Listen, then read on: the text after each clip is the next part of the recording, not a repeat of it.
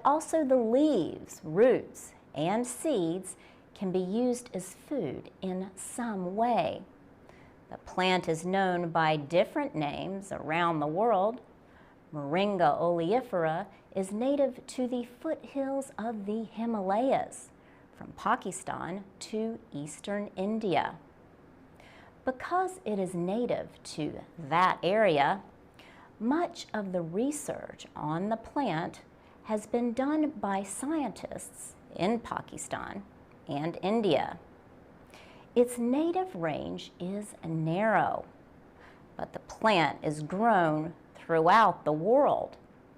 In the United States, it has been introduced in Hawaii, Florida, and Puerto Rico. Jerry Moore says the plant cannot grow where there is freezing weather. It resists heat up to 49 degrees Celsius.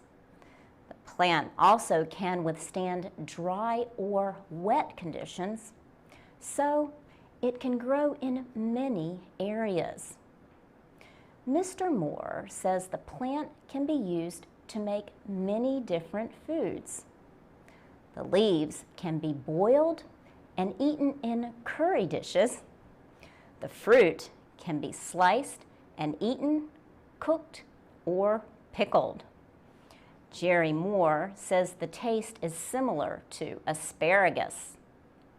The roots of the plant can be dug up, peeled, and used as a seasoning in the same way as horseradish.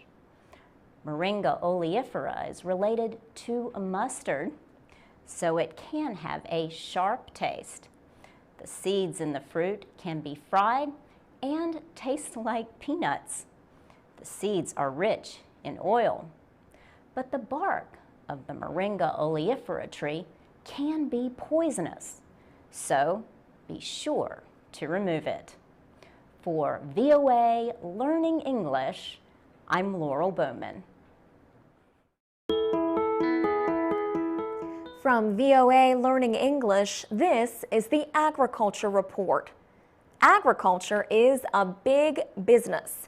More than $1 trillion worth of agricultural products are traded internationally every year. But countries may put their own plants at risk when they import fruits, vegetables, wood, and other products. As products are unloaded from ships and planes, some unwelcome visitors may find a new home. The stink bug is one example. This pest eats fruit crops. It is believed to have arrived in the United States from China. Other pests include fruit fly eggs or fungal spores. Some well-known threats include wheat rust, African armyworms, cassava bacterial blight, and the European grapevine moth. The list goes on. To fight the problem, there are new standards under the International Plant Protection Convention. Craig Fedchuk is the coordinator of the treaty. He says the purpose of the convention is to develop standards for the trade of plants and plant products. The convention was first approved in 1952. It is recognized as one of the 3 bodies that set standards for the World Trade Organization. New standards for pest risk analysis were released at the convention's annual meeting in Rome. These give greater guidance for deciding whether an imported plant might be a threat to cultivated or wild plants. Craig Fedchuk says changes were also made to standards for wood packaging material. Wood packaging can carry pests like beetles that can harm native forests. Agricultural pests are believed to cause billions of dollars in damage each year. Getting an estimate is difficult. Countries may not want their trading partners to know the full extent of the problem. For VOA Learning English, I'm Alex Villarreal.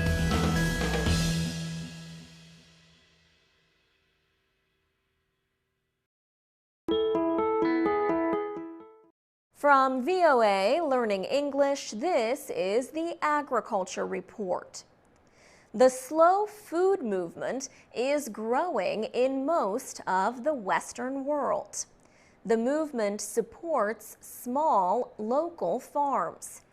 It works against huge farms led by international food and agriculture companies. But the slow food movement is not growing very quickly in Africa. So a group called Slow Food International has named a Ugandan man to help it grow. Eddie Mukibi will work to help people in Africa grow healthy food. Slow Food International plans to create 10,000 gardens throughout Africa. Many of the gardens will be in schools. Mr. Mukibi says he hopes they will teach young people about the importance of slow food. There is still knowledge about traditional crops and planting seasons in Africa. He hopes the garden project will reconnect young people to the land. Mr. Mukibi was a student of the crop planting science called agronomy. He discovered that crops being planted in Uganda were sometimes not right for the farming environment. He says he began to understand the importance local foods had to food security, but local foods were quickly disappearing. These traditional products, he says, are used to African conditions, including poor weather. Mr. Mukibi is trying to persuade political leaders and scientists to support the slow food movement. But he says it is hard. They support big industrial farms that can produce a lot of a single crop. But Mr. Mukibi argues that the problem in Africa is not a lack of food. It is that the food is not reaching enough people. He says people should be working to improve ways of sharing food resources. For VOA Learning English, I'm Alex Villarreal.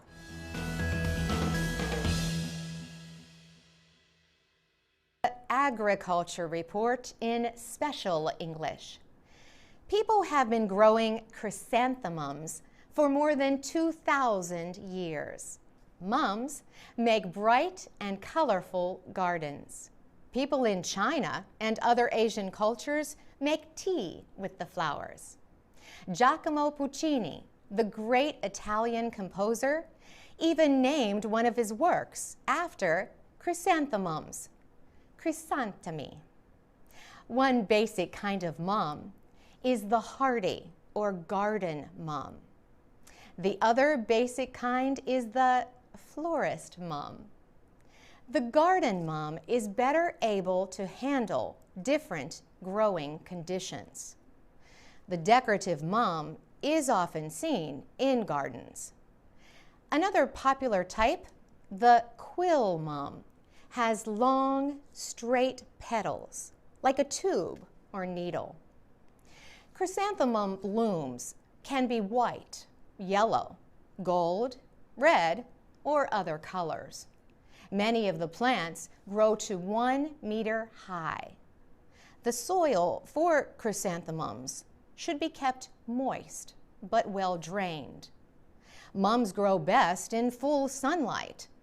They produce colorful blooms when days get shorter and nights get longer. The life cycle of the plant depends on the amount of daylight. This is why experts advise against placing mums near night lights or street lights. The light may interfere with their normal growth cycle. As a result, the plants may develop buds too soon. In climates where temperatures fall below freezing, plant mums at least 6 weeks before the first frost is expected. That way the plants will be well established for cold weather. To get more blooms, pinch back the branches when new growth has reached 15 centimeters. Squeeze about 5 to 7 centimeters off each branch. Pinch it again when a branch grows another 12 to 15 centimeters. Stop the pinching about 100 days before you want the plants to bloom. For VOA Learning English, I'm Carolyn Presutti. Agriculture Report. Scientists have made a genetic map of the tomato. Tomatoes are second only to potatoes as the world's most valuable vegetable crop. 8 years of work went into making the map or genome. 300 scientists around the world took part in the project to sequence the tomato's DNA code. Giovanni Giuliano, a researcher in Italy, is part of the Tomato Genome Consortium. He says they started as 10 countries and now have 14. Having the tomato's genetic map will help growers who are always trying to produce a better tomato. Mr. Giuliano says they now know not only what